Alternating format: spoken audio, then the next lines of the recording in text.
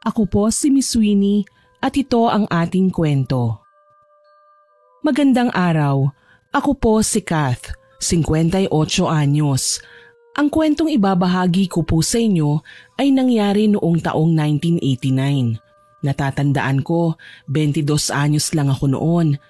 Sa aking edad, medyo makulit pa ako mag-isip. Sabihin na nating hindi pa ako nagmamature. Palibhasa, itinuturing akong prinsesa ng lahat. Dahil dito, natuto akong maging magpaasa sa aking mga manliligaw. Hindi ko lang inaasahan na sa bagay na ito ako matututo ng leksyon na hindi ko kailanman makakalimutan. Sa 3 lalaking pabalik-balik sa aming bahay para dalawin ako, si Jeff ang pinakapursigido. 3 beses ko na nga siyang binasted pero wala yata sa katawan ng binata ang pagsuko. Sa katunayan niyan, mabasted ko na siya ngayon, kinabukasan ay nariyan na naman siya. Magsisimulang manligaw at sabihin kung gaano raw ako kaimportante sa kanya. Hindi ko talaga gusto si Jeff. Kaso lang, nakilala ng mga magulang ko ang kanyang pamilya. At sa tuwing nanaising kong gumala, si Jeff lang talaga ang masasabi kong may full access para mailabas ako ng bahay. Alam kong minsan, nakukulitan ka na sa akin, Kath. Pero sana naman, may sagot ka na ngayon sa panliligaw ko sa'yo. Hindi ka naman magsisisi kapag ako ang sinagot mo. Mabait akong tao, aalagaan ka at pahalagahan. Jeff naman, hindi ba pwedeng i-enjoy na lang muna natin ang pagkakataon? Ayaw ko pa naman kasi talagang magkaroon ng kasintahan eh. Alam mo naman na busy ako sa trabaho. Pwede mo naman gawin yan kahit nobyo mo na ako. Ano pa ba ang kulang? Sabihin mo sa akin at gagawin ko lahat. Wala namang kulang sa'yo. Ang sa akin lang, gusto ko pang maging malaya. Pwede akong makarating sa malalayong lugar. Yung wala pa akong ibang kailangan pagpaalaman maliban sa mga magulang ko. Isa pa, hindi tayo magiging okay bilang magkasintahan. Alam mo naman na maldita ako. Baka mamaya sumuko ka lang. Bakit? Sa akala mo ba, hihigpitan kita oras na maging tayo, Kath? Hindi ko gagawin yun sa'yo. Ang sa'kin lang, magkaroon ako ng assurance na magiging sa'kin ka lang. Sa kayang ugali mo, tanggap ko na yan sa simula pa lang. Kaya nga hindi ako sumusuko eh. Kahit ilang beses mo pa akong tanggihan, hindi ba? Pinipilit mo ba ako? Kasi ayoko pa talaga magkanobyo eh. Sana naman maintindihan mo ko. O sige, pero hindi ako susuko, Kath. Susuyuin pa rin kita hanggang sa ikaw na mismo ang magsabi sa akin na matamis mong oo. Ewan ko sa'yo. Tumayo na si Jeff at nginitian pa ako ng kay tamis. Wala naman akong magagawa kundi sakyan na lamang ang trip niya. Ayaw ko din naman kasing maging bastos, lalo na at nasa paligid lang si Yaya Siling na noon ay nakabantay sa akin. Madalas pa naman niya akong pagsabihan, lalo na kapag napapansin niyang nagiging masakit na ang aking pananalita. Nang makalabas na si Jeff ng bahay, nilapitan ako ng aking yaya. Mukhang busted na naman si Jeff sa'yo ah. Hinay-hinay naman iha. Mamaya niyan eh, kapag hindi na nagpakita si Jeff sa'yo, mag-iiyak ka riyan. Yaya, wag mo nga akong asarin. Hindi ko talaga mapilit ang sarili ko na gustuhin siya eh. Hindi ko siya type. Hindi mo ba siya mahal? Yaya naman, paano ko siya mamahalin eh hindi ko nga siya gusto? Alam mo kasi iha, hindi sa lahat ng pagkakataon ay pwede kang tumanggi. Ano pa ba ang hahanapin mo kay Jeff? Babait na tao, galante, at palagi kang dinadalaw. Bihira na lang ang lalaking tila prinsipe kong manuyo sa panahon ngayon. Yaya, kahit pa maging hari po siya o sikat at maraming ambag sa ating bansa, kapag hindi ko siya gusto ay hindi talaga magiging kami. Tsaka ilang beses ko na ba siyang binasted? Siya lang naman itong pilit na pinagsisiksikan sa akin ng sarili niya eh. Nakakairita na nga minsan eh. Oy, wag kang ganyan ha. Mamaya marinig ka ng mama mo. Sabihing tinuruan pa kitang maging barumbada. Mabait naman po ako, Yaya. Tsaka malaki na ako. May karapatan naman siguro ako na magdesisyon kung sino ang gugustuhin ko. Oo naman. Ang sa akin lang, mag-iingat ka palagi sa pagpapaasa sa mga manliligaw mo. Balay natin dahil sa lungkot at galit nila, pagbalingan ka at saktan, kagaya ng ginawa mo sa kanila. Marami nang nangyayari na ganyan ngayon.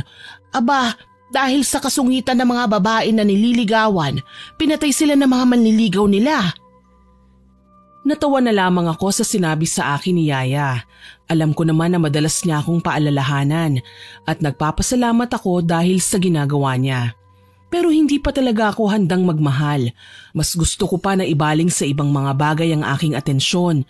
Isa pa, naniniwala naman ako na mabait si Jeff. Hindi rin ako nawawala ng pag-asa na darating ang araw, magiging okay na din sa kanya na manatili na lang kaming magkaibigan. Naaawa na rin kasi ako sa paulit-ulit kong pambabasted sa kanya kaya hinahayaan ko na lang. Isang araw, naging bisita ko ulit sa bahay ang binata. Sa totoo lang, tinatamad na akong harapin siya. Pero nagbago lang yun nang kumbinsihin ako ni Yaya Siling na kausapin ng lalaki.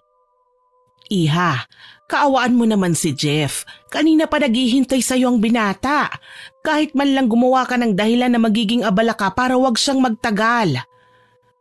Ano naman po ang sasabihin ko? Wala talaga akong maisip na dahilan, Yaya. Sabihin mo na lang, umalis ako. Nasa trabaho ko. Aba, hindi pwede yon. Kailangan mo siyang kausapin para alam niyang nasa bahay ka lang ngayon. Pwede mo po ba akong samahan na kausapin siya? Ano ka ba namang bata ka? Simplihan mo lang kasi. Makakaintindi naman yung tao. Kesa naman yung pinaghihintay mo, mas nakakaawa siya. Sige na nga. Basta sa tabi ko lang po kayo ha. Kapag umalis kayo sa tabi ko, iiwan ko rin siya. Ay, oo na. Sige na, bumaba na tayo. Ikaw talaga, ang tanda-tanda mo na iisip bata ka pa rin. Bumaba nga kami ni Yaya at hinarap si Jeff na noon ay patingin-tingin na sa kanyang relo. Kaagad na nagliwanag ang mukha ng binata nang makita siya. Sa tingin ko, nagsisimula na siyang mainip. Kaso lang, pinipigilan niya lang ang sarili niya. Salamat naman at finally, bumaba ka rin. Akala ko hindi mo na naman ako kakausapin. Pasensya ka na ha, marami lang kasi akong ginagawa. Bala ko na nga sanang pasabihan ka kay Yaya na sobrang abala talaga ako eh. Baka mamaya abutin ako ng hating gabi sa kakaharap sa mga paperwork ko. Kailangan mo ba ng tulong? Libre ako. Gustong gusto ko rin na tumulong sa mga masisipag na kagaya mo. Naku, wag na. Okay lang ako. Nandito naman si Yaya eh. Ay, ano palang kailangan mo? Pwede pakibilisan kasi may tatapusin pa ako eh. Itatanong ko lang sana kung wala ka bang lakad sa mga susunod na linggo. Malapit na kasi ang fiesta sa amin. Baka pwede kitang maimbitahan. Inaasahan ka ni na mama na pumunta eh. Fiesta? Saan nga ba yung sa inyo? Naalala ko nakapunta na dati dyan sina mama at papa eh. Sa Villa Carmela lang naman, sa kabilang bayan. Maghahanda kasi kami eh. Kinakantsawan nila ako dahil sa lahat ng miyembro ng pamilya namin, ako na lang ang wala pang naiimbita. Ang mga kaibigan mo, bakit hindi mo sila imbitahan? Kath naman, nakalimutan mo na ba? Hindi naman ako nakikipagkaibigan sa mga kabaro ko dahil abala ako sa kakasunod sa'yo. Tunog na nunumbat ka. Naku, hindi naman.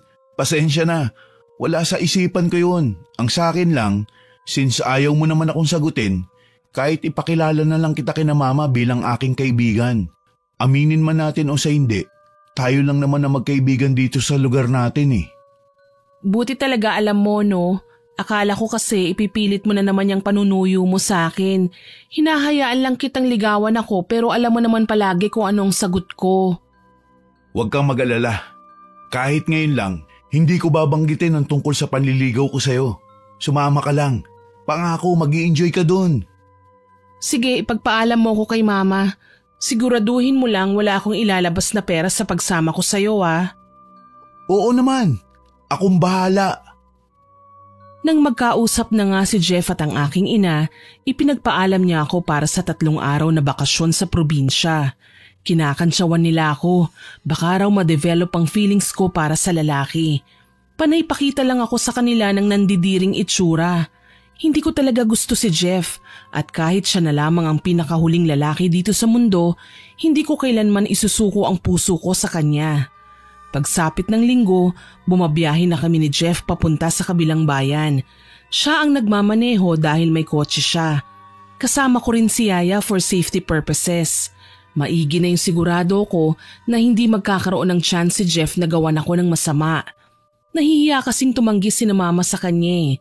Magkakilala na sila simula pa nung high school kami. Hanggang sa magkaasawa at magkaanak na nga ang mga magulang namin, malapit pa rin silang magkaibigan kahit sa magkaibang bayan sila nakatira. Siguradong matutuwa si mama kapag nakita ka niya, Kath. Sabi niya sa akin, bata ka pa raw nang huli niyang makausap. Hindi naman kasi naglalagi si Tita Leonor sa bayan namin ng matagal Kaya minsan lang kami magkita dati. Tapos ngayon, hindi na sila nakakadalaw sa bahay. Alam mo, kapag naging girlfriend kita, araw-araw ka nang dadalawin ni mama. Teka lang, akala ko ba malinaw na sa'yo na hindi ka magbabanggit sa akin ng tungkol sa panunuyo mo? Pasensya ka na, Kath. Prinsesa na talaga ang turing ko sa'yo Kahit na, may kasunduan tayo Dapat tinatandaan mo yon. Nakakawala ka naman ng gana Bumaba na lang kaya ako? Naramdaman ko ang mahinang pagsiko sa akin ni Yaya kaya napairap ako. Bukod sa hilig ko na talagang apihin si Jeff, madalas ko rin siyang binablackmail para bilhan ako ng kung ano-ano. Tuloy nang mapadaan kami sa isang fast food ay nilibre niya kami. Mura pa ang mga bilihin noon pero malaking bagay na ang gumastos siya ng 500 piso. Kalaunan, bumalik na kami sa pagbabiyahe. Medyo nakaramdam ako ng antok habang nakadungaw sa daan kaya nagpasya kong umidlip saglit. Nagising na lang ako na nasa harapan na kami ng isang kalakihang bahay. Ngingiti na sana ako nang mabungaran namin si Jeff na nakadungaw sa akin at muntikan na akong halikan kaya naman nainis ako. Nasa na tayo? Hindi ko na malayang napahaba yata ang tulog ko Ayos lang yun. Halika na. Bumaba na tayo at nauna na si Yaya. Pandaraya talaga si Yaya. Bakit niya ako iniwan? Gusto niya raw na ako ang gumising sa'yo. Kaya halika na. Ako nang bahala sa bagahe ko. Tumangulang si Jeff pero may natatanaw akong papalapit sa amin na lalaki. Medyo hawig sa lalaki kaya naman napahinto ako sa ginagawa. O tol, buti naman at maaga kayo. Siya na ba si Kath? Oo kuya, siya na nga si Kath. Kath, si Kuya Joshua nga pala kapatid ko. Narinig ko, tol nga ang tawag niya sa'yo hindi ba? Kumusta Kuya Joshua? Ayos tong nakasama mong bisita. Hindi boring kausap. Pasensya na po, nabigla lang ako. Ayos lang yun. At least, hindi ka kagaya nitong si Jeff. Formal na formal. Parang hindi makabasag pinggan. O sige na, pumasok na tayo sa loob. Kanina pa naghihintay sa inyo si Mama. Marami siyang inihandang pagkain para sa ating lahat. Bukod kasi sa fiesta, ay kaarawan ko rin ngayon. Kaya masaya ako na nakapunta ka sa aming tahanan, Kath. Naku, walang anuman po. Kaso lang hihingi po sana ako ng paumanhin. Wala akong naihandang regalo para sa inyo Huwag mo nang isipin ang regalo. Sapat na ang presensya mo. Sige na Jeff, alalayan mo si Kath papunta sa bahay. At sisilipin ko lang sa likuran ng mga nagkakatay ng baboy. Sige po kuya. Halika na Kath. Kaya ko na nga ang sarili ko, hindi ba? Bakit ka ba namimilit? Galit ka na naman sa akin May problema ba? Oo, meron. Hindi ko alam kung tama bang ginawa kong pagsama sa'yo dito sa inyo. Nagkasundo na tayo na hindi mo isisingit ang panliligaw mo Pero nalingat lang ako saglit, manghahalik ka na. Nakakatuwa ba yun? Para yun lang, palalakihin pa natin. Pasensya na. Sa sobrang ganda mo kasi, hindi ko mapigilan ang sarili ko. Yun na nga ang punto Sa sobrang ganda ko, hindi mo deserve na maangkin ako. Wika ko sa kanya tsaka ako nagdadabog na tinalikuran siya. Salamat na lang talaga nasa may pinto na si Yaya Siling at balak na sanang sumunod sa amin. Nagtaka si Yaya kung bakit ako nakasimangot, kaya naman kinausap niya ako. Iha, anong nangyari sa'yo at nakakunot na naman yung noo mo? Aba, nakilala ko na ang mga magulang ni Jeff, ang babait nila. Halika, puntahan natin sila. Naiinis lang kasi ako kay Jeff, Yaya. Muntik na niya akong halikan. Abay mabuti, edi may boyfriend ka na. Yaya? Isipin mo, Iha, hindi ka na makakatagpo ng mga taong kagaya ni Jeff. Mabait na, galante pa. Tapos maasikaso, tulad ng mga magulang niya. Alam niyo naman po na may iba akong napupusuan, hindi ba? Nagulat kami ni Yaya nang makarinig ng pagbagsak ng maleta sa aming likuran. Si Jeff ang naroon. Awang ang labi habang maluha-luha na nakatingin sa amin. May iba ka nang nagugustuhan? Oo, kilala mo naman siguro si Omar, hindi ba? Bakit? Bakit ang kaibigan ko? Jeff, ano ba yung dinadrama mo dyan? Gusto lang naman hindi kami magpapakasal. Tsaka wala ka namang karapatang magalit ah. Alam mong sumama ako sa'yo bilang kaibigan. Kaya kung hindi mo ako kayang tingnan sa paraang gusto ko, aalis na lang kami. Uuwi na kami ni Yaya. Iha, ano ba? Tumigil ka nga. Teka, bakit hindi pa kayo pumapasok? Pasensya ka na, Iho. Para kasing aso't pusa ang dalawang yan eh. Kanina pa nagtatalo. Tumuloy na po kayo. Ako na ang kakausap kay Jeff. Para matigil na nga ang bangayan namin ng lalaki, hinila na niya ako sa loob ng bahay. Naabutan ko ang mga magulang ni Jeff na masayang nakikipag-usap sa iba pa nilang bisita. Tingin ko nga magkakalapit silang lahat. Siguro maliban na lang sa amin. Pinanindigan ko pa ang aking kamalditahan, lalo na at namataan kong nakasunod sa amin ang binata. Naiinis pa rin ako sa ginawa niyang kapangahasan. Wala akong balak na ibigay sa kanya maski na ang una kong halik. Pilit kong iwinaksi ang alalahaning yon sa aking isipan. Sa halip, nilawakan ko ang pagngiti at nakipagkilala sa kanyang mga magulang, na kaibigan naman ng aking mama at papa. Matapos ang konting kamustahan, pinagpahinga nila kami sa kwarto namin ni Yaya. Naglalabas na ako ng mga damit mula sa maleta nang magsalita sa akin ang aking Yaya. Balita ko, may batis daw sa likod ng bahay nila. Lalakad lang tayo ng ilang metro. Ano, gusto mo bang mamasyal, Iha? Pwede ba tayong maligo doon? Mukhang pwede naman. Sige, sasama po ako sa inyo mamaya. Sige, magpahinga ka na muna para mamayang hapon may lakas ka ng mamasyal sa kakahuyan. Ang sabi sa akin ng mama ni Jeff, doon daw idadaos ang kaarawan ng kuya ng lalaki. Yun nga ang ginawa ko pagkatapos naming mag-usap ni Yaya Siling. Natulog ako ulit at sinigurado ko na wala nang bubungad na Jeff sa aking paggising. Kinahapunan nga, naghahanda na kami ni Yaya Siling ng mga dadalhin nang kumatok si Jeff sa pintuan.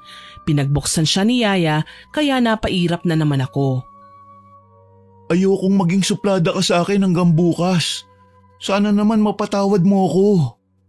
Hindi ko masasabing pinatawad na kita, pero irerespeto ko ang mga magulang mo dahil nasa bahay ninyo ko. Kaya kung ayaw mong mas lalo akong magalit sa'yo, lumayo-layo ka na sa akin. Yuho, may matanda rito naririnig kayo. Konting bulungan naman. Yaya naman, halika na nga, maiiwan pa nila tayo niyan eh. Sumunod lang kayo sa baba, maghihintay ako doon. Sige, Iho, ako na ang bahala. Pagpasensyahan mo na ang alaga ko, ha? Ayos lang po. Bumaba na nga kami at nagtungo sa kakahuyan. Namangha ako dahil na-preserve nila ng maayos ang bawat halaman doon. Walang pinutol na punong kahoy, may mga ligaw pang mga bulaklak at nakakabighaning tingnan ng batis. Hala, ang linaw ng tubig! Sabi ko na nga ba, magugustuhan mo to eh. Mahilig ako sa kalikasan, hindi ko akalaing makakakita ako ng ganitong magandang tanawin. Sariwa, tahimik at malamig. Siguro naman, patatawarin mo na ako sa ginawa ko. Sorry na talaga, Kath. Nabigla lang ako, hindi ko na uulitin. Isa pa, matatanggap ko na kung kaibigan lang ang turing mo sa akin. Ayaw ko naman na kalabanin si Omar dyan sa puso mo. Talaga? Sumusuko ka na? Hindi mo na ako liligawan? Oo. Ayos na sa akin na maging kaibigan ka. Okay na ang ganito kaysa naman layuan mo ko. Ay, salamat naman at nagising ka na rin sa kahibangan mo. Sa naging desisyon mong yan, magkakasundo na tayo. Talaga? Hindi ka nalalayo sa akin? Yang panliligaw mo lang naman ang dahilan kung bakit ilang ako sa iyo eh. Ganyang hindi ka na nagdedemand sa akin ng higit pa sa pagiging kaibigan, masasabi kong ayos na tayo. Kay laki ng naging ngiti ni Jeff. Ito lang naman talaga ang gusto ko ang maging kaibigan lang siya. At sana makahanap siya ng babaeng tunay na magpapatibok ng puso niya. Naging maayos naman ang pagdaos namin ng kaarawan ng kanyang kuya. Nagkatuwaan kami sa batis. May palaro at nag-alay ng kanilang mga talento. Isa ako sa nagbigay ng mensahe na ikinatuwa naman ni Yaya dahil panandalian daw akong nag-mature. Masyado lang talaga akong natuwa dahil hindi na ako magtatago pa mula kay Jeff. Kaibigan lang siya. Yun lang. Wala nang bawian ha. Kapag nanligaw ka pa sa akin ulit, hindi na kita papansinin. Wala akong pakialam kahit boto pa sa'yo ang mga magulang ko. Isang salita naman ako Saka ayaw kong malayo sa'yo. Kaya okay na ako sa ganito. Salamat naman kung ganun. Alam mo, naiilang kasi talaga ako kapag tinitignan mo ko na parang gusto mo kong maging asawa Hindi ko nakikitang sarili ko na makakasama ka habang buhay. Grabe ka naman sa akin.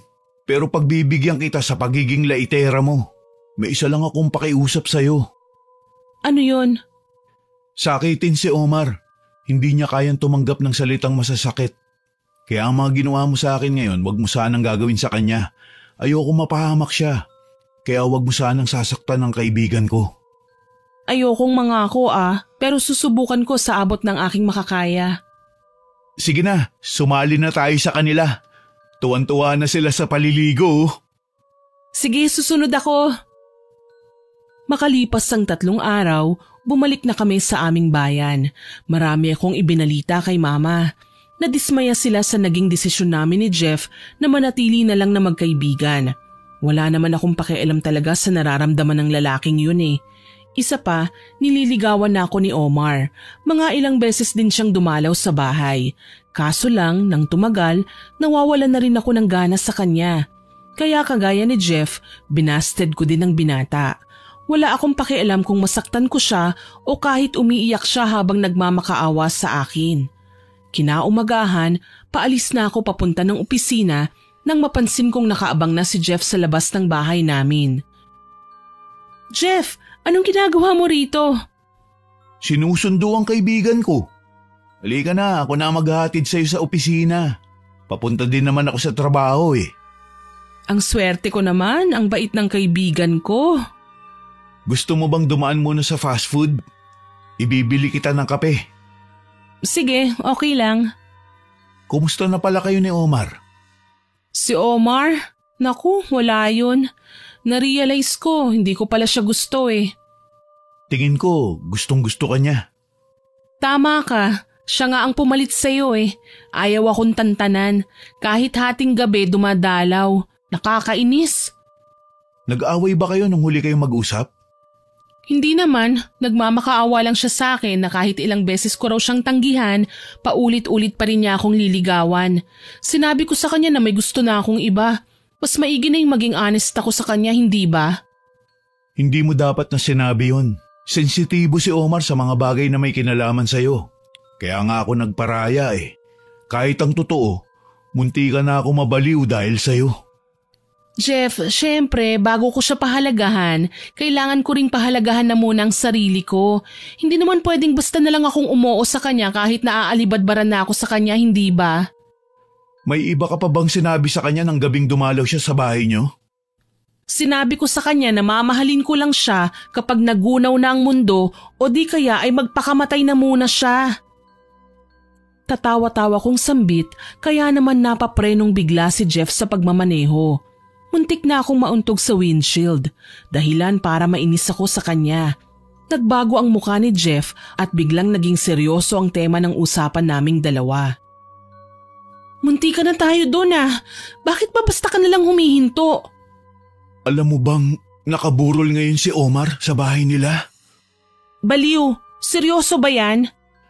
Oo, nagpakamatay siya kagabi, Kath. Nagbigti si Omar dahil sa sama ng loob. Nang mga sandaling yon, napalis kaagad ang ngiti sa aking muka. Kinabahan ako, kinilabutan. Hindi ko inakala na magagawa ni Omar ang mga bagay na yon. Pinagpapawisan pa ako ng malapot kahit malamig naman sa loob ng sasakyan ni Jeff. Bakit niya naman ginawa yun? Bakit nga ba? Sa tingin mo? Hindi ko naman sinasadya yun eh. May mga salita kasi na hindi dapat sinasabi sa mga taong kagaya ni Omar. Matagal na siyang depressed, Kath. Pero anong ginawa mo? Dinagdagan mo pa ang problema niya. Para mo na din siyang pinatay. Bakit parang kasalanan ko pa? Hindi naman ako nag-abot sa kanya ng lubid ah. Hindi naman ako nagkabit nun sa leeg niya. Kasalanan niya dahil naging mahina siya. May mga sinabi kang masasakit kaya na-trigger ang kagustuhan niyang patayin ang sarili niya. Ngayon nagtagumpay si Omar, masaya ka na? Ako munti ka nang mabaliw ng dahil sa'yo. Kahit alam ko nagmumukha na akong tanga, pinalalagpas ko. Umaasa ako na magugustuhan mo rin ako dahil yun ang pangarap ko. Pero ngayon nakikita ko ng tunay mong ugali. Napagtanto ko na hindi ka pala karapat-dapat sa pagmamahal ko.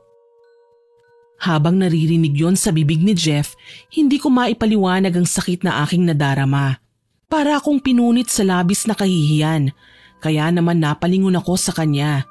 Hindi ko alam kung anong aking sasabihin pero sinubukan kong magsalita. Jeff... Bumaba ka na, Kath. Ano? Nababaliw ka na ba? Malayo pa ako sa opisina. Paano mo ko naaatim na paglakarin? Sinabing bumaba ka na eh. Kalokohan to, alam mo ba? Bababa ka o kakalad ka rin kita palabas? Wala akong nagawa kundi inis na bumaba ng kotse niya tsaka padabog na sinara ang pinto. Galit na galit ako pero may halong kaba. Hindi ko kasalanan na nagpakamatay si Omar. Siguro nakukonsensya ako dahil sa mga sinabi ko sa kanya. Pero may sarili naman siyang utak. Alam niya kung ano ang tama at mali at hindi ako ang dapat na bagsakan ng sisi. Hindi ko tuloy napansin ang nagbabanta niyang tingin sa akin bago niya pinaharurot ang minamanehong kotse. Tila ba nasagad ko ang pasensya ni Jeff kung kaya't naging ganito ang trato niya sa akin. Mabuti na lang may mga masasakyan na ako ng mga sandaling yon. Wala akong naging desisyon kundi ang pumara ng masasakyan para makarating na kaagad sa opisina. Inaatake ko ng konsensya. Gayunpaman, pilit kong iwinawaksi ang kahit na anong alalahanin mula sa kanya. Gabi na nang maisipan kong umuwi. Matapos ligpitin ng mga gamit ko ay in-off ko na ang computer at pinatay ang ilaw bago lumabas ng opisina. May nakasalubong pa akong gwardya. Marahil ay naglilibot muna ito sa pasilyo at iba pang silid bago bumalik sa sarili nitong pwesto para magbantay sa gabing yun. Magandang gabi po, ma'am. Mukhang nag-overtime po kayo. Madalas niyo po bang ginagawa yan? Abay, nakakasama po sa kalusugan ng magpuyat. Magandang gabi rin po. Opo, palagi akong nag-overtime. Marami kasing kailangan tapusin eh. Teka lang, bago po ba kayo rito? Mukhang ngayon ko lang kayo napansin ah. Opo, bago lang ako rito. O siya, kailangan ko na pong umuwi. Gabi na at baka wala na akong masakyan. Ganun ba? Ingat po, ma'am. Marami pa naman ang nasa-salvage na babae ngayon. Grabe ka naman, Manong. Hindi naman po siguro. Wala pa naman akong sundo. Yan kasi ang napapala ng mga babaeng mahilig magpaasa. Mga babaeng walang pakialam sa nararamdaman ng mga lalaking sumusuyo sa kanila. Yan ang kahahantungan ng mga pintaserang dalaga. Ang mamatay.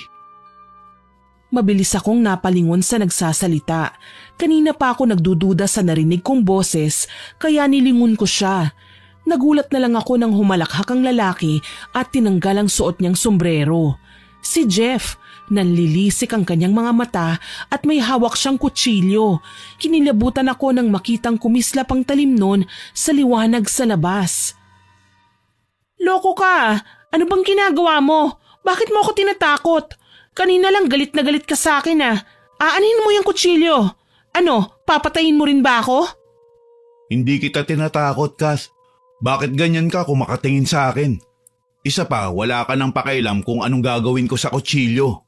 Malay natin, may mapaggagamitan tayo mamaya. Ano bang gagawin mo? Malalaman mo mamaya.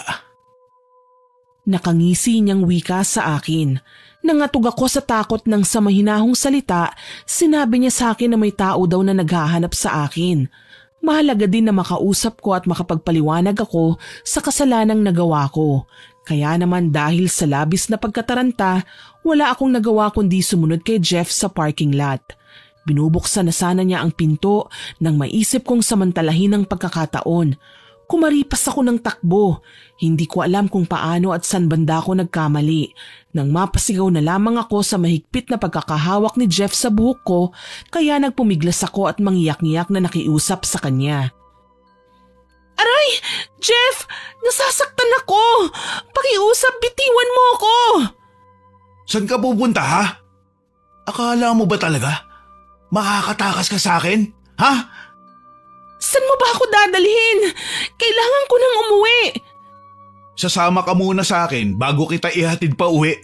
O baka naman gusto mong butasin ko yung sikmura mo. Nababaliw ka na ba? Kung ano-anong sinasabi mo, dapat kang mapunta sa mental hospital. Baliw ka! Oo, baliw na kung baliw. Pero ikaw ang nag-udyok sa akin kaya ako naging ganito. Sinagad mo ang pasensya ko dahil sa ginagawa mong pagtrato sa mga nagkakagusto sa'yo. Kaya mong pumatay ng tao nang hindi mo hinawakan ng pisikal. Kung tungkol ito kay Omar, pwede ba nating pag-usapan na lang ng maayos? Tinatakot mo na kasi ko eh. Sinabi ko naman sa'yo, hindi ba? May gusto ngang makipag-usap sa'yo. Ngayon, sasama ka ba sa akin o sapilitan kitang ipapasok sa kotse?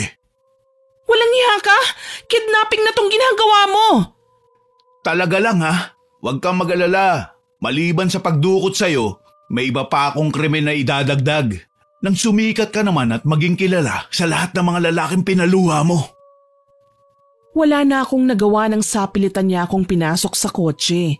Sinubukan kong pumiglas pero nilapitan niya lang ako, tsaka tinakpan ng panyo ang ilong at bibig ko. Hindi ko alam kung anong meron sa kapirasong telang yon dahil bigla na lang akong nahilo at nagdilim kagad ang paningin ko. Nang magising ako, madilim pa rin sa aking kinaroroonan. May naririnig akong lagaslas ng tubig kaya hinuha ko, malapit ako sa ilog o sapa. Kinilabutan ako. Hindi ko pa alam kung anong nangyayari kay Jeff. Bigla na lang kasi siyang naging bayolente sa akin. Balak ba niya akong lunurin? Gumaganti ba siya sa nangyari kay Omar? Hindi ko alam. Mabuti na lang hindi ako nakagapos. Dumilat ako at nagmamadali sa pagbangon. Pamilyar sa akin ang lugar. At kung hindi ako nagkakamali, ito ay batis sa Villa Carmela.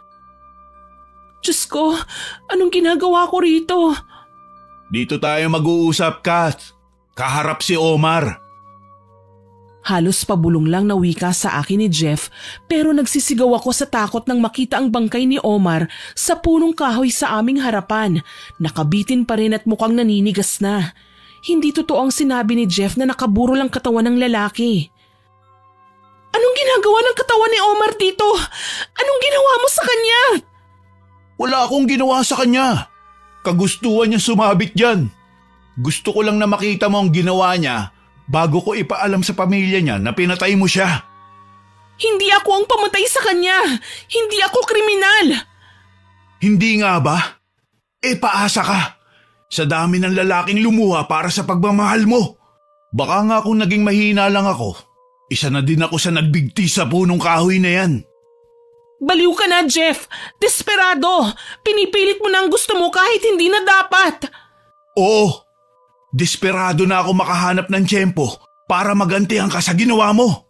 Ngayon, bago kita isama kay Omar sa hukay, magpapakasasa na muna ako sa'yo. Nagulat ako nang tila mabangis na hayop na lumundag sa aking harapan si Jeff at sinibasib ako ng halik. Nagpumiglas ako. Sinubukan ko siyang itulak pero lalo lang niyang dinidiin ang katawan niya sa akin. Hintakot na sinubukan kong sumigaw pero tinakpan niya lang ang bibig ko at pinagapang ang kanyang mga kamay sa mga pribadong parte ng katawan ko. Jeff!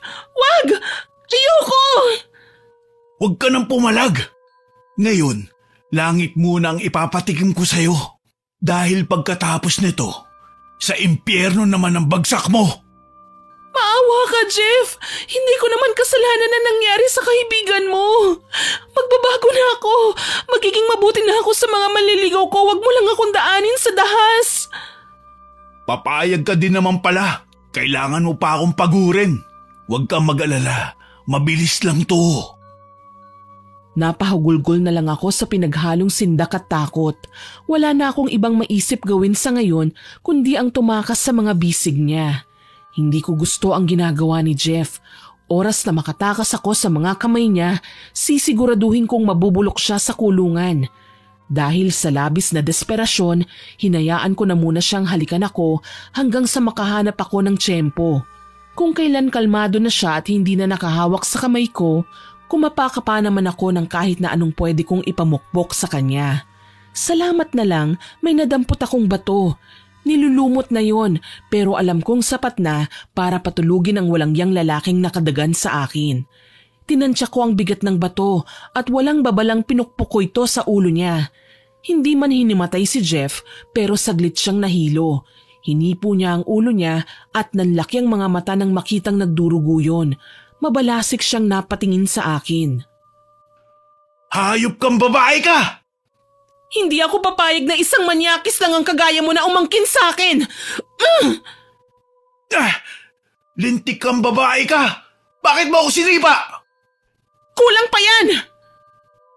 Nanggagalaiti kong sigaw at binato na sa kanyang hawak kong bato na ipinukpok ko kanina. Sa pagkakataong ito ay napayuko na siya kaya kaagad na akong nagtatakbo.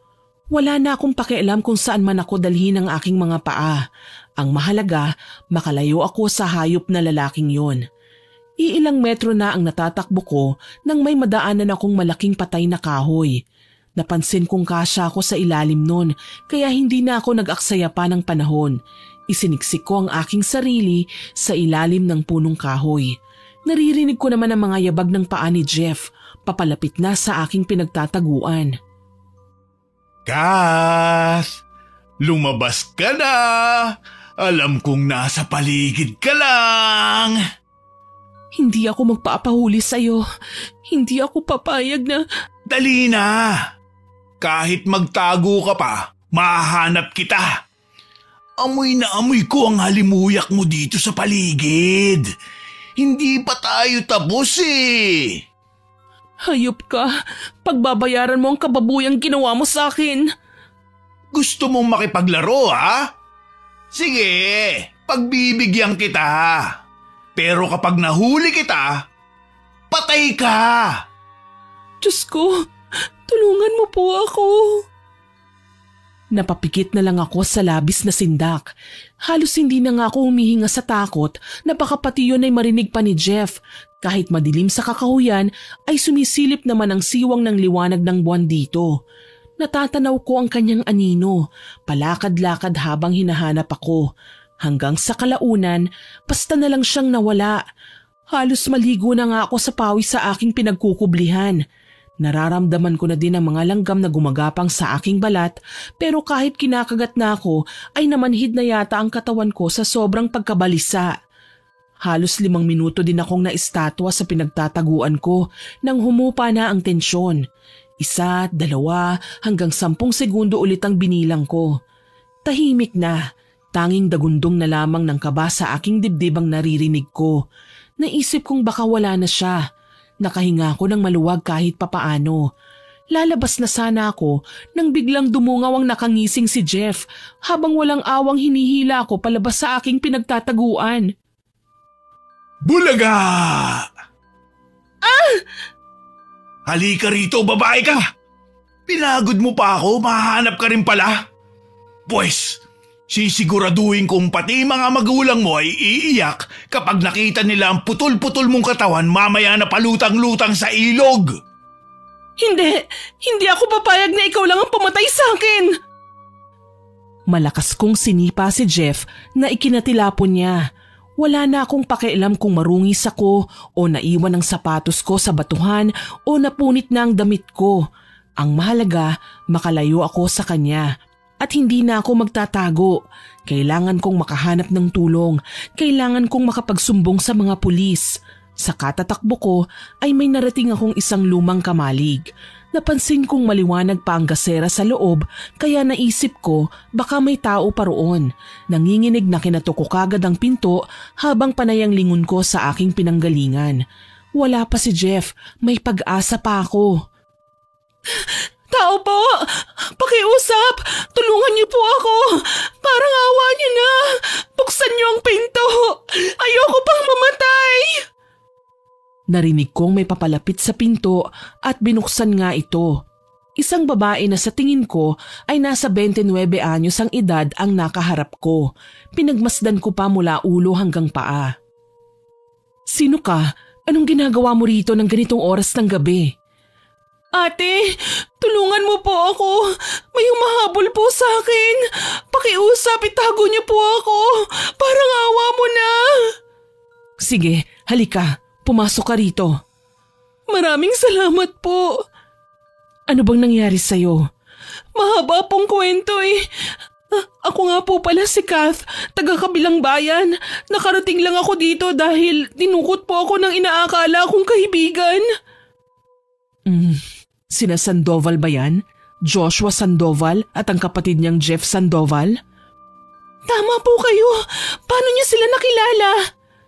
Hindi na mahalaga yon. Huwag kang mabahala. Hindi ka nila mahahanap dito. Mga taong may matinding pangangailangan ng tulong lamang ang nakakakita nitong kamalig ko. Ang mabuti pa, gamutin na natin ang mga sugat mo. Napaiyak ako sa kanyang sinabi. Hindi ko alam kung anghel ba si Ate Marieta, pero nagpapasalamat ako sa ginawa niyang pagligtas sa akin. Sa pinagdaanan ko ngayon, hindi ko na alam kung paano pa ako kikilos nang hindi natatakot sa paligid ko. Natatakot ako kay Jeff. Pagkatapos gamutin ni Ate Marieta ang aking mga sugat, pinainom niya ako ng kape. Nagpasalamat naman ako, lalo na nang alukin niya ako na mahigana sa kawayang papag na meron siya. Delikado na kapag umalis ka pa ngayon. Bukas ka na umuwi sa inyo. Ano palang balak mo? Ipakukulong ko si Jeff. Kailangan niyang magdusa sa kanyang ginawa sa akin. Magbabayad siya. Pareho pala tayo ng pinagdaanan. Ako naman ay munti ka na ding mamatay sa kamay ng lalaking pinakamamahal ko. Ang dahilan lang, kinamumuhian niya ang pagiging makaluma ko. Kinutya niya ako at nilait, sinaktan at pinahiya sa maraming tao. Sa tagal ko nang nabubuhay sa mundo, ngayon ko lang naranasan ng sakit na hindi ko akalaing siya pa mismo ang magbibigay sa akin. Pasensya na kung naistorbo kita, ate. Wala yon. Sino ba naman ang magtutulungan, kundi tayo rin lang na mga inaapi. Yumuko si Ate Marieta at napatingin sa kuko ko. Hindi ko alam kung anong tinititigan niya pero nakuryoso ko. Ate, anong tinitignan mo? Pinagtangkaan ka ba ni Jeff? Opo, ate. Paano niyo nalaman? Kung hindi ako nagkakamali, balat niya ang sumiksik dyan sa mahaba mong kuko. Nanlaban ako kanina. Pinagkakalmot ko siya. Hindi ko naman alam na sumiksik sa kuko ko ang balat niya. Sobrang pino na nito. Paano niyo nakita? Naaamoy ko. Pwede ko bang mahingi na lang ang mga yan? Gusto kong sabihing may pagka-weirdo si Ate Marieta. Talagang kinuha niya ang sumabit na balat ni Jeff sa aking kuko. Tinanong ko siya kung anong gagawin niya sa mga yon. Ngumisi lang si ate. Nanatiling dilat ang aking mga mata habang nakahiga sa papag. Iniwan na niya ako para makapagpahinga na raw ako. Pinakikiramdaman ko na lang ang paligid. Naririnig ko si ate na umuungol at nagdarasal. Hindi ko maintindihan ang kanyang mga binibigkas na kataga. Gayunpaman, hinayaan ko na lamang siya. Laking pasasalamat na nakaligtas ako sa kamatayan at hindi nasaktan sa piling ni Jeff. Kinaumagahan, hinatid na ako ni Ate Marieta sa bayan. Hanggang dito na lang ako, Kath. Huwag kang mag-alala, hindi ka nagagambalain pa ni Jeff. Maraming salamat, ate, ha. Hindi ko alam kung anong gagawin ko kung wala ka. Huwag mo nang isipin yon. Ang mahalaga, ligtas ka na. Salamat, ate. Tutuloy na ako. Mag-iingat ka. Sakaling kailangan mo ulit ang tulong ko, alam mo kung saan ako hahanapin. Tinanguan ko lang si Ate Marieta at kumaway na. Sumakay ako sa pinara kong biyahero ng gulay at nakiusap na ibaba ako sa istasyon ng pulis. Mabuti na lang, mabait naman ang lalaki at pumayag sa aking pakiusap. Matagumpay kong naisumbong sa otoridad si Jeff. Napaalam ko din sa aking pamilya ang nangyari. Napag-alaman kong kagabi pa raw pabalik-balik ang aking ama sa kahahanap sa akin. Ang masaklap pa, natagpuan nila ang nagkalat kong gamit sa parking lot. Isa pa sa binalita nila ay ang tungkol sa gwardya na natagpo ang patay sa basurahan na hinuha ko, pinatay ni Jeff para kunin ang unipormeng suot niya kagabi para linlangin ako. Kalaunan, sinundo nila ako. Muli lamang kaming tinawagan nang ipaalam sa amin ng mga pulis na nahuli na raw si Jeff. Kasama ko si Yaya Siling nang nagpunta sa presinto. Malutong na sampal kaagad ang iginawad ko kay Jeff nang makaharap ko ang lalaki. Hayop ka! Ang kapal ng mukha mong pagtangkaan ako! Ginusto mo din naman yun, di ba? Alam ko naman na pakipot ka pa masyado. Pakipot? Ha? Ilang beses na kitang binasted. Ikaw tong makulit na hindi mapakali. Baka nakakalimutan mo. Ikaw ang dahilan ng pagkamatay ng kaibigan ko. Hindi totoo yan. Huwag mong ibibintang sa akin ang mga bagay na inosente naman ako. Hayop ka? Ako na nga ang pinagtangkaan mo. Ako pa ang papasahan mo ng krimen na ginawa mo? Nakakadismaya ka, lalaki. Botong-boto pa naman ako sa'yo dati, pero kriminal ka pala. Bakit hindi nyo tanungin ang alaga nyo kung bakit ako naging ganito? May kasalanan man ang alaga ko o wala, hindi mo maitatangging may ginawa ka pa ring krimen. Pabubulok ka sa kulungan, Jeff. Hindi ako papayag na apihin mo na lang ako para sa pansarili mong kaligayahan. Makakalabas ako rito. Uulitin natin ang ginawa natin sa may kakahuyan. Wah! Walang yaka? Baboy! Sana mga tika rito! Wala na akong pakialam kahit pinagtitinginan na kami ng mga pulis sa loob ng presinto. Umiiyak akong umalis kasama si Yaya. Hindi ko matanggap na nakaranas ako ng ganitong trahedya. Kahit nakaligtas ako, malaking kahihiyan pa rin ito para sa akin. Pinag-uusapan ako sa opisina. Buti nga raw sa akin dahil paasa raw ako. Masama raw ang ugali ko. Kung ano-anong negatibong komento ang naririnig ko na mas lalong nakapagpalugmok sa akin. Tahan na, anak. Huwag ka nang umiyak. Nakakulong na siya. Hindi ka na masasaktan. Sagad sa langit ang galit ko sa kanya, Yaya. Sisiguraduhin ko, mabubulok siya sa kulungan. Hindi ako pabayag na siya na lang ang sisira sa buhay ko. Akala pa naman natin mapagkakatiwalaan siya. Yun pala, si Jeffrey ng numero 1 sisira sa tiwala ng mga magulang mo sa kanya. Kita niyo na ang kutob ko, Yaya. Sabi ko naman sa inyo kapag hindi ako komportable sa isang tao, hindi talaga ako mapapalagay sa kanya. Oo na, naniniwala na ako sa'yo. Isa pa, kailangan na kitang samahan muna sa ngayon, saan ka man magpunta. Ayokong mapahamak ka. Mabuti na lang at may tumulong sa'yo para makaligtas ka. Tama ka, Yaya. Napakabuti ni Ate Marieta. Hindi niya ako pinabayaan kahit na estranghero lang ako sa paningin niya. Tama ka, Iha. O paano, uuwi na ba tayo? Sige po, Yaya. Naging panatag ang buhay ko makalipas ang ilang araw.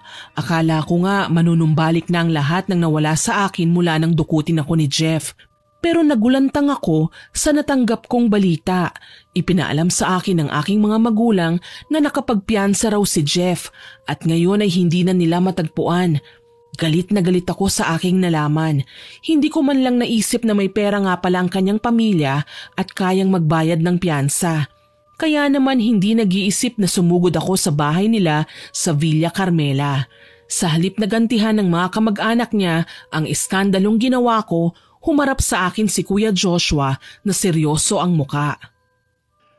Hindi ka dapat magwala kung malaman mo na nakapagpiyansa ang kapatid ko. Kahit papano pamilya niya kami. At sa ginawa mo sa kanya, nakaganti ka na din. Ganti? Nahihibang ka na ba? Kulang pang ilang araw na nilagi niya sa kulungan dahil sa ginawa niya sa akin. Walang iya ang kapatid mo. Sinaktan niya ako. Pinagtangkaan niya akong gahasain. Kung sa inyo nangyari yun, paano niyo patatawarin ng taong lumapastangan sa inyo? Hindi mo naiintindihan ang nais kong ipaliwanag. Huwag kang mag-alala. Hindi na namin dadagdagan pa ang pagkakamaling nagawa ng kapatid ko sa'yo. Kung gusto mo, sumama ka sa akin sa loob para makita mo kung ano ang kalagayan ngayon ni Jeff. Nagdalawang isip akong sumunod. Natakot ako dahil baka nililin lang lamang nila ako. Pero binuksan ng nanay ni Kuya Joshua ang pinto. Umiiyak siya habang nagmamakaawa sa akin. Halos lumuhod pa nga. Nagtaka tuloy ako lalo kung ano ba talaga ang nangyari. Kinakabahan man, napilitan akong pumasok sa bahay nila. Sa may sala, nakalanghap na ako ng masamang amoy na parang naaagnas. Ang baho naman! Anong amoy yun? Amoy ni Jeff. Niloloko mo ba ako? Ano naman ang mapapala ko kung magsisinungaling ako sa'yo? Tumambad sa aming harapan ang kalunos-lunos na itsura ni Jeff. Namumula ang nangangati niyang balat na parang ginapangan ng higad. Ang bawat dinaanan niya ng kuko sa pagkamot ay naglikha ng maliliit na butil ng sugat na kapag sumasabog ay nagsusuka ng nana. Ang nakakasindak pa, inuuod na ang bawat butas na likha ng kanyang sugat. Mabaho at nanlaladkit. Natutup ko ang aking bibig. Hindi ako makapaniwala sa aking nakita. Ilang araw lang naman si Jeff sa kulungan. Paano siya nagkasakit ng ganito? Lumapit na kami sa albularyo at nalaman namin ang totoo. Ikaw ang dahilan kung bakit nagkaganyan ng kapatid ko. Pinabarang mo siya. Bakit ko gagawin yun? Wala akong alam sa mga bagay na ganyan. Pero malinaw ang sinabi ng albularyo. Ikaw ang nagbigay ng bagay na pagmamayari ni Jeff sa mambabarang kaya siya nagdurusa ngayon. Loko ka ba? Ginagawa niyo pa ako ng kwento. Kayo na nga ang may kasalanan, kayo pa nang bibintang. Pagkatapos nito ano, ako naman ang makukulong? Dahil sa lintik na karamdamang dumapo sa baboy na lalaking yan? Nakikiusap lang kami sa'yo. Pagalingin mo si Jeff. Bawiin mo ang sumpa. Pangako, ako mismo ang maglalayo sa kanya sa'yo. Ano pa kasi ang gagawin ko?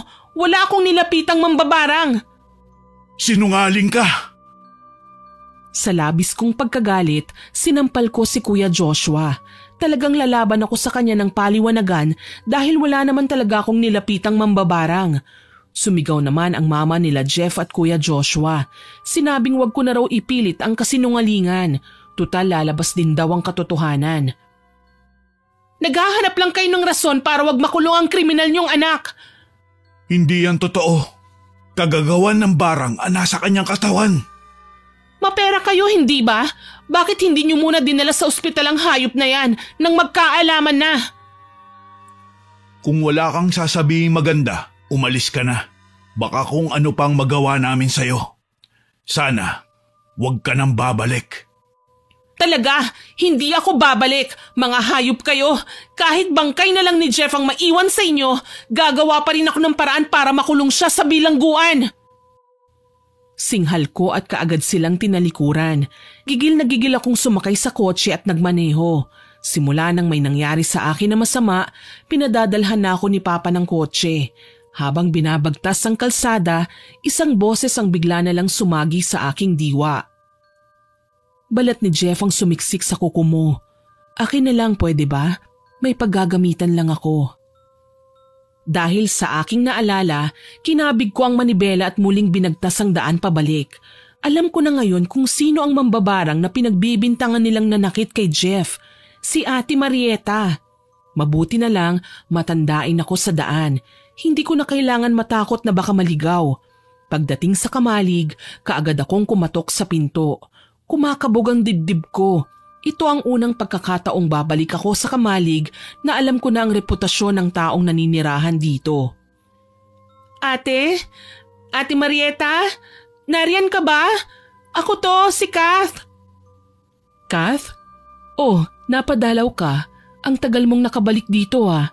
Mga 1 buwan din. Kumusta ka na? Ayos lang ako, ate.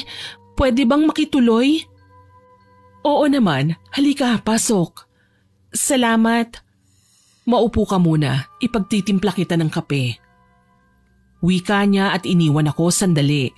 Naupo ako sa kawayang papag na hinigaan ko noong napatakbo ko sa kanya habang hinahabol ako ni Jeff. Tanghali pa kaya nagawa kong makita ang palibot ng kanyang bahay. Maraming nakapatong na bagay sa mesa. Hindi ko alam kung ano ang mga yun. Halo-halo ang mga garapon, may lamang mga insekto, may anay, bubuyog, linta at tarantula. Sa isa pang garapon, may nakababad na ahas na sa pagkakaalam ko ay udto-udto ang katawagan. May kahon naman sa gilid. Dala ng kuryosidad, sinubukan kong buksan kung ano ang laman nito. Kaso lang, naabutan ako ni Ate Marieta. "Huwag mong hahawakan yan!" "Ate, hindi ba gamit ang mga ito sa pambabarang?" "Oo, pero ginagamit ko lang ang mga yan bilang ganti sa mga taong inaabuso." "Kagaya ba ng ginawa mo kay Jeff?" "Anong ibig mong sabihin?" "Ate, sabihin mo na sa akin ng totoo. Yung hiningi mo bang balat na nakuha mo sa kuko ko, ginamit mo sa pambabarang?" "Oo, ginamit ko. Hindi mo na dapat na malaman kung paano. Ang mga bagay na yan ay kailangan manatiling lihim para lang sa akin. Tsaka hindi ko maaatim na pagmasdan kang natatakot at nasisindak nung gabing yun. Naalala kong sarili kong pinagdaanan." "Naiintindihan ko, ate, pero ang pinagdaanan ko kasi masasabi kong dapat ko lang din maranasan." "Hindi, wag mong sabihin yan. Walang sino man sa mga hayop na lalaking yan ang may karapatang sakta ng mga inosenteng babaeng kagaya natin." "Pero ate, gusto kong maging tapat sa'yo. Ang mga pinagdaanan ko ay masasabi kong parusa ko. Minsan na akong hindi naging mabuting babae, ate. Manliligaw ko po si Jeff. Naging porsigido siya, mabait at galante. Hindi lang siya, kundi lahat ng lalaking nanligaw sa akin. Pero inabuso ko ang kanilang kabutihan. Pinaasa ko sila, nilait, sinaktan. Umabot pa sa punto na kinitil nila ang buhay nila. Mapatunayan lang sa akin kung gaano nila ako kamahal. Nahihiya ako sa sarili ko, ate. Kasi naging masama akong tao. Naging dahilan ako para maging miserable ang buhay nila. Ngayon, magsisiman ako. Hindi ko na mabawi ang nagawa ko. May namatay na, ate. Kaya ganun na lang ang galit sa akin ni Jeff. Nakakapanghamon naman kasi ang ginawa ko eh. Hindi ko akalaing sasabihin mo sa akin ang buong katapatan ng nagawa mo. Nararamdaman ko sa iyo ang matinding pagsisisi at konsensya. Yun nga po sanang sadya ko, ate. Kung pwede, bawiin niyo na po sanang binigay niyong karamdaman kay Jeff. Mas makatarungan po para sa akin na makita siyang nakakulong. Mas nanamnamin niya ang pait ng pagdurusa dahil sa ginawa niyang pagkakamali sa akin." "Sigurado ka ba sa gagawin mong yan? Alam mo bang naugnay din ako sa kuya niyang si Joshua noong araw? Hindi lang basta kawirduhan ko ang dahilan kung bakit ako lumayo sa kanya. Pinagtangkaan niya akong patayin, Kath." "Pero bakit, ate? Anong dahilan?" "Natuklasan niya na isa akong mambabarang. Napakababaw naman niya kung ganon. Kagaya mo, hindi na din kinaya ng aking konsensya ang pinaggagawa niya. Pamilya sila ng mga bayarang mamamatay tao, Kath. Swerte tayo na hindi ito kagad natuklasan. Kaso lang, nang malaman ko ang tungkol sa kanilang sikreto, dito na siya nagsimulang maging bayolente sa akin. Madalas na niya akong saktan at bigyan ng dahilan para matakot. Pero nakatakas ako. Ipinangako ko sa aking sarili na hindi ko gagamitin sa kanila ang kakayahan ko, maliban na lang kung may sinaktan silang ibang babae. Kung hindi ako nagkakamali, ako yon, ate, hindi ba?" "Tama ka. Hindi ko makakalimutan ang takot mo ng mga sandaling yon. Kaya nang makahanap ako ng pagkakataon, ginawa ko na. Kesa naman sila ang magtagumpay. Pero ang barang na iginawad ko, magiging epektibo lang kung gagawaran mo ng sumpa. At sa pagkakakwento mo sa akin ngayon, mukhang gumana na nga ang sumpa sa kanya." "Naaalala ko, sinabi ko kay Jeff na mga tinasana siya sa loob ng kulungan. Baka doon nagsimula ang sumpa." Ang lunas para sa taong ginawaran ng karamdaman mula sa barang ay pwedeng mabawi. Kailangan mo siyang patawarin ng mula sa iyong puso, Kath. "Pero hindi ko pa siya kayang patawarin, ate. Nararamdaman ko pa ang takot at galit sa aking puso." "Kung ganon, mas lalala ang karamdaman ni Jeff. Hindi siya gagaling hanggat hindi mo siya napapatawad." Matapos ang pag-uusap naming yun, hindi na ako pinatulog ng aking konsensya. May mga gabing naririnig ko ang nahihirapang mga daing ni Jeff. Tuloy palagi akong wala sa sarili. Madalas akong magkamali sa aking mga gawain. Higit sa lahat, napagkakamalan nila akong baliw dahil madalas akong nagsasalita ng mag-isa. Nag-aalala sa akin si Yaya Siling. Isang araw, kinausap niya ako ng masinsinan. "Kath, iha, Ilang araw na kitang napapansing balisa. May problema ba? Wala naman, Yaya. Bakit niyo po nasabi yan? Palagi ka kasing tulala Ayos ka lang ba? Alam mo naman na nandito lang ako kapag kailangan mo ng kausap, hindi ba? Madalas ka pa rin bang bangungutin?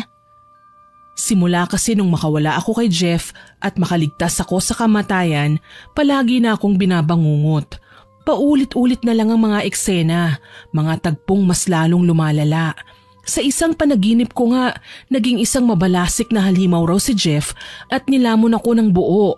Sa isang panaginip ko naman, hinahabol niya ako at pilit pinahahawahan ng sakit na meron daw siya, na hindi niya ako titigilan hanggat hindi siya nakakapaghiganti. Minsan, naitanong ko sa aking sarili kung ano ba ang klase ng ugaling meron ako. Madalas akong may nasasaktan. Masyado akong mapagmataas at demanding sa aking mga naging manliligaw. Si Jeff, hindi naman siya masama, pero tila ba ako pa ang nagtulak sa kanya para gumawa ng krimen. Ipinili ko ang aking ulo at muling humarap kay Yaya. Tulala ka na naman, Iha. Hindi naman po, Yaya. May naalala lang ako. Pasensya na po. Tungkol naman sa tinatanong nyo, opo, madalas pa rin po akong bangungutin. Kahit pa ulit-ulit ang eksena, iba't ibang klaseng Jeff naman ang nakakaharap ko. Hindi ko tuloy alam kung ano ba ang nangyayari sa akin. Mababaliw na po yata ako, Yaya Hindi ko na kayang indahin to. Pagod na akong mag-isip. Shh! Huwag mong sabihin yan, Iha. Isipin mo na lang lahat ng ito ay pagsubok na dumating sa buhay mo. Malalabanan mo rin ang pait. Mailalayo mo ang sarili sa kasawian. Magpakatatag ka. Huwag kang susuko. Makikita mo, matatapos din ito. Maraming salamat po, Yaya. Alam ko naman naging matigas ang ulo ko na madalas akong sumuway sa mga sinasabi niyo. Pero heto pa rin kayo at dinadamayan ako sa pinakamatinding dagok sa buhay ko. Palagi lang akong narito para sa'yo, Iha. Palagi mong tatandaan yan. Niyakap ako ng kahigpit ni Yaya.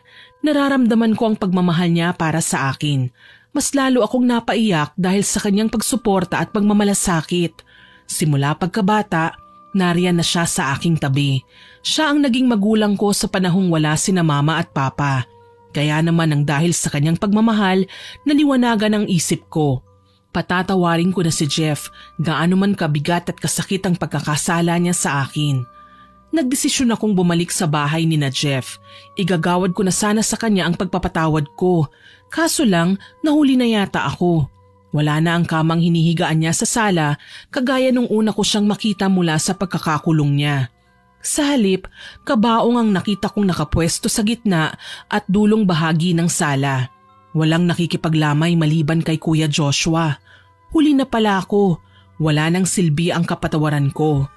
Napayuko ako at nagpa siyang umalis. Kaso napansin ako ni Kuya Joshua. Patay na siya. Masaya ka na? Ilang beses ko bang sasabihin sa inyo na wala nga akong kinalaman sa pagkakasakit ni Jeff? Sinungaling. Pinabarang mo siya gamit ang balat niya mula sa kuko mo. Makapanghusga kayo, parang walang ginawang masama sa akin ang kapatid niyo, no?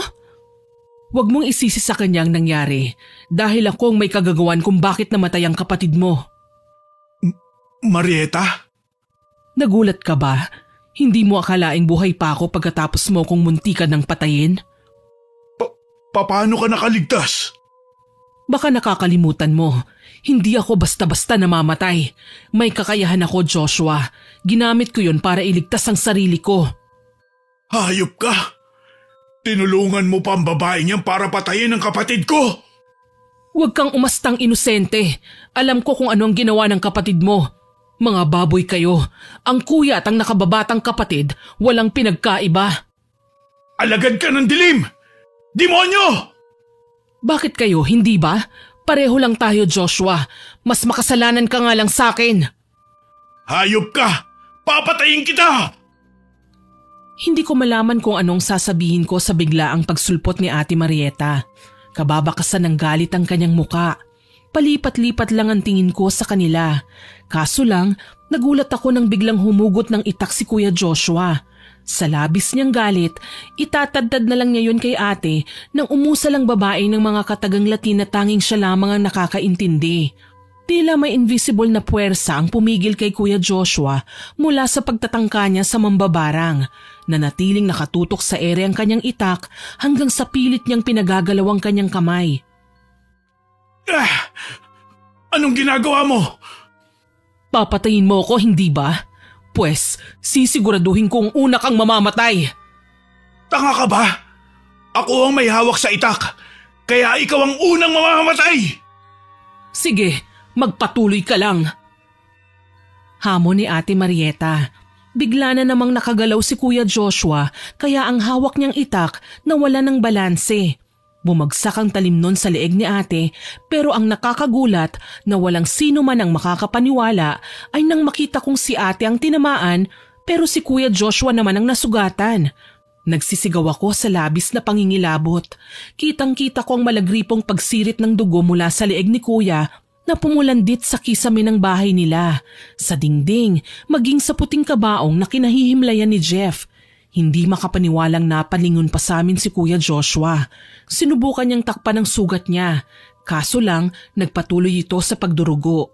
Nagpalakad-lakad siya at mas lalong kumalat ang pulang likido. Mistulang umulan ng dugo sa loob kaya hindi ko kinayang lansa at nagkalat na rin ito. Suka ako ng suka nang makita kong bumagsak si Kuya Joshua sa sahig. Nangingisay hanggang sa tumirik ang mga mata at hindi na humihinga. Ate, anong nangyari? Ginawa ko lang ang nararapat, Kath. Matagal ko na dapat siyang pinarusahan para hindi na sila nakapanakit pa. Maniwala ka, hindi sila inosente, hindi sila mababait na tao. Pero ate, pinatay mo siya at sa mismong harapan ko pa. Huwag kang mag-alala, nakahanda akong sumuko sa mga pulis. Kagaya nga ng sinabi ni Ate Marieta, sumuko siya sa mga pulis. Hysterical na nagwala ang nanay nila Jeff at Kuya Joshua habang sinasampahan ng kaso si ate, ang nag-iisang babaeng niligtas ako sa tiyak na kamatayan. Buong akala ko makakaligtas ako sa delubyong hatid niya, pero nalulung ako sa depresyon at trauma. Ang mga nasaksihan ko nung araw na yun ay palagi kong nakikinita sa diwa ko. Kung minsan, naglalaho na si Kuya Joshua dahil mukha ko na ang nakikita kong tinatapyas ni Ate Marieta gamit ang itak. Dahil doon, hindi na ako mapakali. Isang araw, nagsisigaw si Yaya Siling nang maabutan niya akong nakabitin sa kisame habang pilit na naghahabol ng paghinga. Hindi ko alam kung bakit ko yun nagawa. Nagkaroon lang ako ng biglaang pagkahumaling para kitlin ang sarili kong buhay. Diyos ko! Iha! Anong ginagawa mo? Tulong! Tulungan niyo kami! Tulong! Nang maibabanga niya ako kasama ang mga taong tumulong sa amin, napatitig ako kay Yaya. Hindi mo na sana ako pinigilan, Yaya. Hinayaan mo na lang ako. Bakit ko naman gagawin yon, anak? Ano ba kasi ang pinagdadaanan mo? Sabihin mo na sa amin. Huwag mong itago. Nakukonsensya na ako, Yaya. Hindi ko na kaya. Sabihin mo na kasi, Iha. Kaawaan mo naman kami. Binarang po ni Ate Marieta sina Jeff at Kuya Joshua. Siyang may kagagawan sa nangyari sa kanila. Hysterical kong sambit. Pinagtapat ko ang lahat na nangyari simula sa umpisa. Wala akong tinagong detalye. Gayon na lang ang gulat ng aking mga magulang maging ni Yaya Siling sa mga pinagtapat ko sa kanila. Suhestyon pa ng aking mga magulang na tumistigo raw ako. Kaso lang, hindi kinilala ng hukuman ng aking mga pahayag ang tungkol sa barang. Sa halip, pinasuri pa nila ako sa isang espesyalista. Ang masaklap pa, na-diagnose ako na may depression, bipolar disorder at schizophrenia. Inirequest pa nila akong isailalim sa therapy, kaya ako nanatili sa rehabilitation center ng halos 1 taon. Nang ideklara na nga ng mga doktor na lubusan na akong magaling, tsaka pa lamang ako pinayagang makalabas. Una kong pinuntahan ang puntod ni Jeff. Hindi ko akalaing hahantong tayong lahat sa ganito. Naging mabuti kang kaibigan, pero nagbulag-bulagan ako. Sa halip na pasalamatan ka sa lahat ng magagandang bagay na nagawa mo sa akin, nilait pa kita at sinaktan. Halos mabaliw ka ng dahil sa akin kaya nagawa mong bagay na yun. Sana mapatawad mo ko sa nagawa ko, Jeff. Buong buhay kong pagsisisihan ang nangyari sa inyo ni Omar. Kalma ng konti, Iha. Ayokong ma-stress ka. Huwag kang mag-alala, Yaya. Kontrolado ko na po ang aking emosyon. Salamat naman kung ganon. Hindi ko nahahayaan pang mahiwalay sa akin ang alaga ko. Kapag naaalala ko ngayon ang ugali ko noon, naaalibadbaran ako, Yaya. Napakasama ko noon, immature at walang respeto sa kapwa. Sa dami ng sinaktan ko, hindi na ako magtataka kung may natuwa man sa pagkakakulong ko sa mental institution. Huwag mong sabihin yan, Iha. May dahilan kung bakit mo pinagdaanan ng mga bagay na yon. Siguro para magbago, matuto ng leksyon at huwag nang uulitin sa iba ang ginawa. Alam mo, mas proud ako sa'yo. Nagawa mong baguhin ang sarili mo kahit na hinuhusgahan ka ng iba. Ayoko na pong maulit ang nakaraan, Yaya. Abay dapat lang dahil ang Ate Marieta mo matagal na ring nagbago at may habilin siya para sa'yo. Ano pong habilin, Yaya? Sunugin mo raw ang lahat ng bagay na ginamit niya sa pambabarang. Hindi na siya mananakit sa mga tao gamit yon. Talaga po, Yaya? Oo, at alam mo ba, dahil sa pagkakabait niya, isa siya sa nabigyan ng parol. Diyos ko, salamat naman kung ganon. Hindi ko akalaing magagawa niyang magbago. Ibig sabihin, napatawad na niya si Kuya Joshua. Tama ka. Kita mo na, mas magiging maayos ang buhay mo kapag pinili natin na maging mabuti. Tama ka, Yaya. Kaya sige, pupunta tayo ngayon sa Kamalig at gagawin ko ang ibinili ni ate. Pagdating nga namin sa Kamalig, sinamsam namin ang lahat ng gamit ni ate na may kinalaman sa kapangyarihang itim.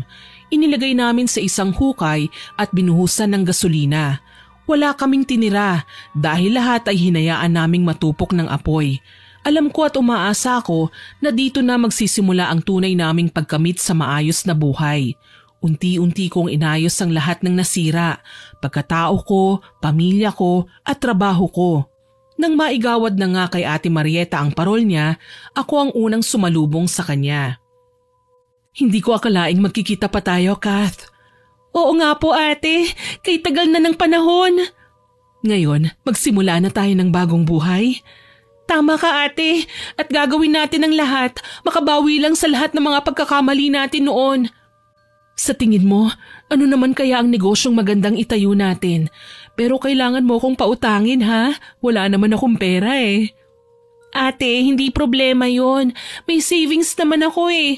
Magagamit natin yon sa pagsisimula ng ating negosyo. Salamat naman kung ganon. Ito ang unang pagkakataon na pakiramdam ko magiging tao ako. Si ate talaga, oo, mapagbiro. Kailan ka ba naman hindi naging tao? Pagbigyan mo na ako.